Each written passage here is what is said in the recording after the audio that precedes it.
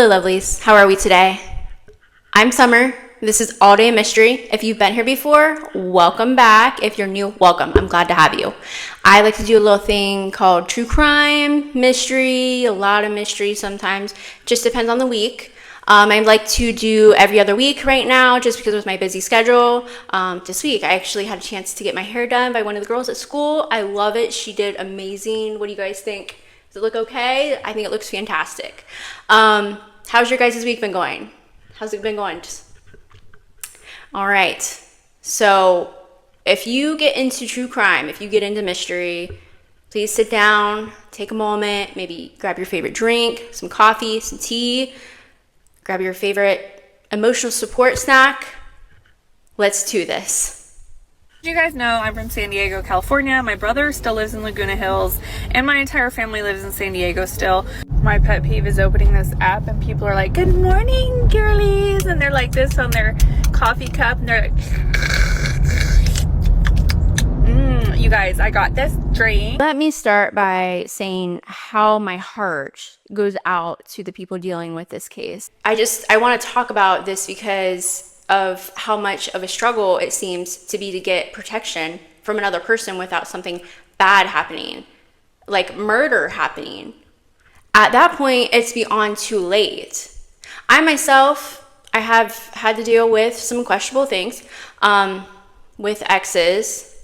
This needs to be put out there just so maybe something will be done about it.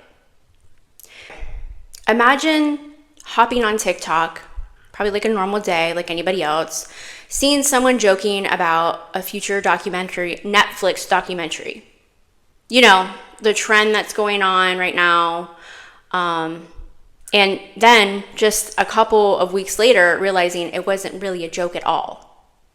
Yeah, that's exactly why the internet has been talking nonstop about the tragic case of Sara Gilson.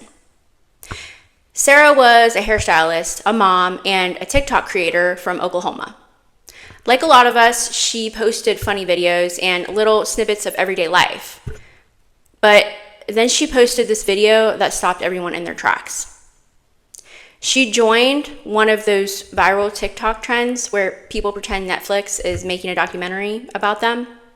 Except Sara wrote something that made people do a double take.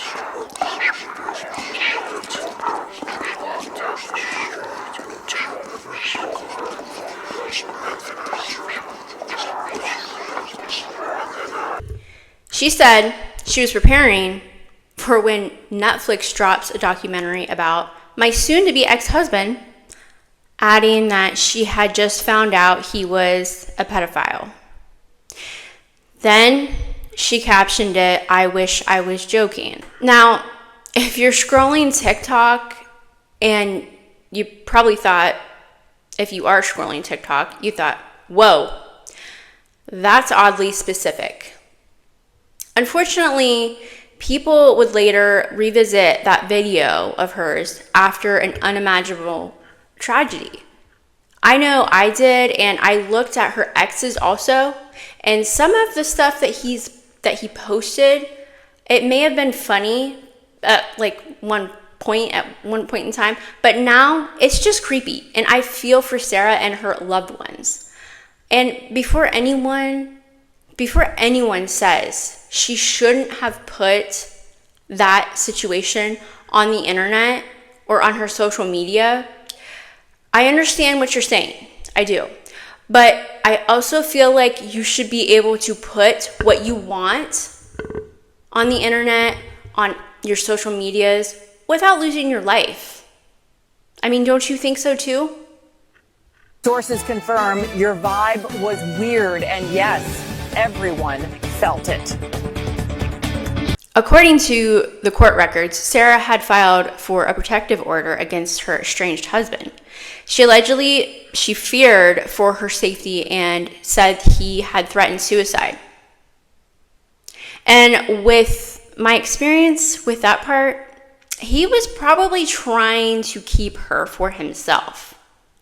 But that's my opinion, of course. Court documents also show there was an investigation into allegations involving a teenage girl he had coached. Those allegations were being investigated. and no criminal conviction had been reached before his death. They are still open. I guess this guy thought it was okay to do things with a 16-year-old kid. He started when he was 20 years old, I'm assuming, because he was dating a 15-year-old when he was 20 years old. Yeah, I'm assuming because he had her parents sign her over pretty much to get married at 17, but they were dating when she was 15. I don't know. Let's put that 2 and 2 together. Is that really okay? Late one night, police were called into Sarah's home after a child inside reportedly called 911. That was the second call from the neighbor's house. The first call was placed from inside the home during this connection. Dispatchers could hear Sarah screaming and crying, followed by a loud bang, sounding like a gunshot. When the line went silent, dispatchers attempted to call back multiple times, but received no answer. During the second 911 call, Sarah's son told the dispatchers that his stepfather had shot his mom. According to the reports, he actually witnessed what happened before running from the house to get help. Can you imagine a child? A child should not have to worry about homework, soccer practice, or what's for dinner, let alone be the one calling 911 because the unthinkable just happened to his mother. Thankfully, the authorities say he wasn't physically injured. After everything unfolded, he was placed into protective custody before being reunited with his other parent. It's just heartbreaking. These cases don't end with just one victim. It's a ripple effect. Reaches children, families, friends, everyone. And this little boy's life is changed forever in a matter of moments because somebody's selfish decision. When officers arrived, they found Sarah had been fatally shot. Her estranged husband was also found dead from what investigators believe was a self-inflicted gunshot wound. Authorities have described the incident as an apparent murder-suicide, and the investigation is still ongoing. I don't know about you, but cases like this always leave me asking the same question. How many warning signs are enough before someone gets help and protection that they need?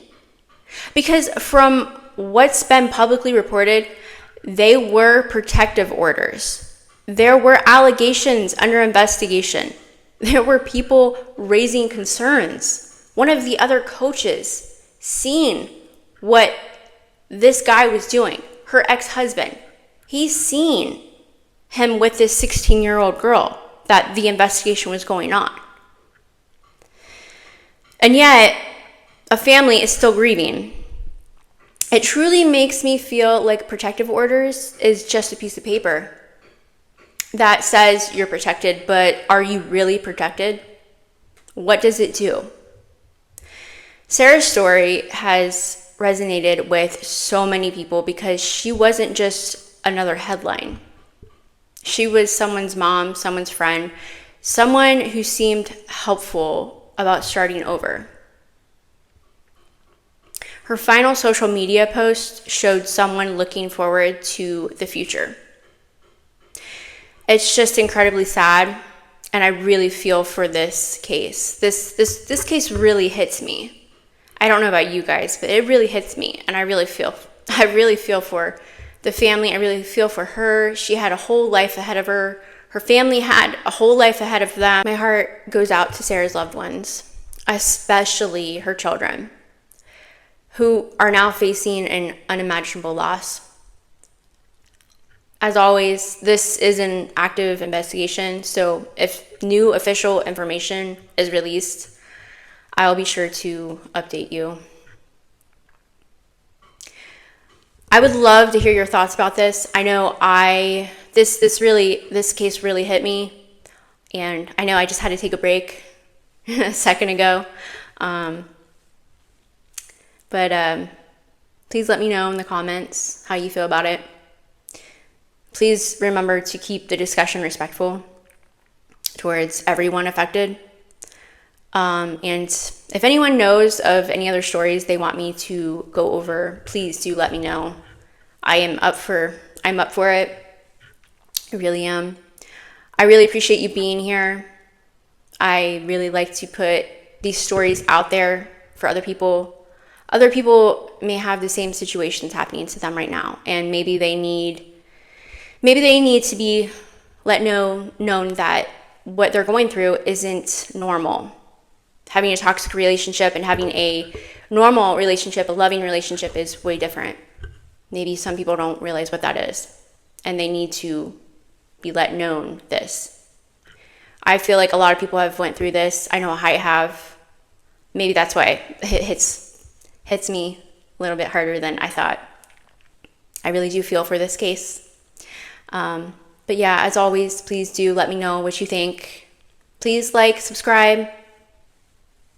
Please watch your back. Please come back for more mysteries, more true crime. And don't talk to strangers.